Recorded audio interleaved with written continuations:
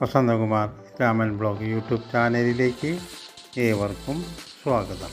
ഹരിഹരപുത്രൻ്റെ അവതാരത്തെക്കുറിച്ചാണ് പറയാൻ പോകുന്നത്. മോഹിനിയിൽ മുപ്പാരിയുടെ പുണ്യബീജം പതിച്ച മോഹിനിക്ക് ദിവ്യഗർഭമുണ്ടായി. ദിവ്യഗർഭം പേറിയ മോഹിനിയും ഹരനോടൊത്ത് തെക്കോട്ട് ഗമിച്ചു. ശബരിമലയിലെത്തിയപ്പോൾ ദിവ്യഗർഭം ഒഴിഞ്ഞു.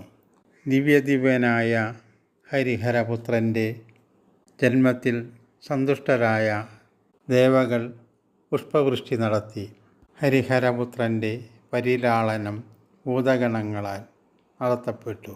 പുത്രൻ്റെ നിരീക്ഷണത്തിനായി ഹരിയുടെ ദിവ്യ തേജസ് നക്ഷത്രരൂപത്തിൽ മുന്നിലായും ഹരൻ്റെ നക്ഷത്രരൂപം പിന്നിലായും നിലകൊണ്ടു.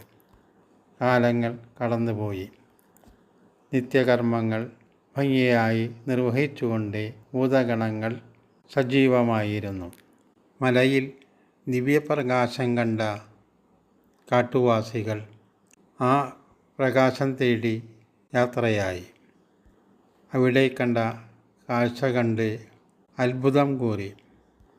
ഭൂതഗണങ്ങൾ ഒഴിഞ്ഞ നേരം നോക്കി കാട്ടുവാസികൾ ഹരിഹരപുത്ര സന്നിധിയിലേക്ക് കയറിച്ചെന്നു.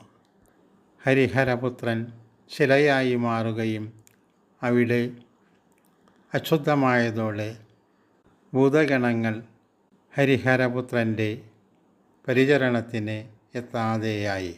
അതോടെ ദീനരോഗം ബാധിച്ച് ജനങ്ങൾ അസ്വസ്ഥരാകുകയും മരണപ്പെടുകയും ചെയ്തുകൊണ്ടിരുന്നു. കാട്ടരജൻ ജ്യോതിഷ വിധിപ്രകാരമുള്ള അന്വേഷണങ്ങൾ നടത്തി. തൽഫലമായി ഹരിഹരപുത്രൻ്റെ ആസ്ഥാനം കണ്ടെത്തുകയും അവിടെ ശുദ്ധീകർമ്മ ക്രിയകൾ ചെയ്ത് പൂജാതി കർമ്മങ്ങൾ തുടങ്ങുകയും ചെയ്തു. അതോടെ കാട്ടിലെ പ്രശ്നങ്ങൾക്ക് പരിഹാരമാവുകയും കാട്ടിൽ സമാധാനം കൈവരികയും ചെയ്തു. അതിനാൽ കാട്ടരജൻ ആ രൂപത്തെ ശ്രീധർമ്മശാസ്താവ് എന്ന നാമത്തിൽ ആരാധിച്ചു പോന്നു.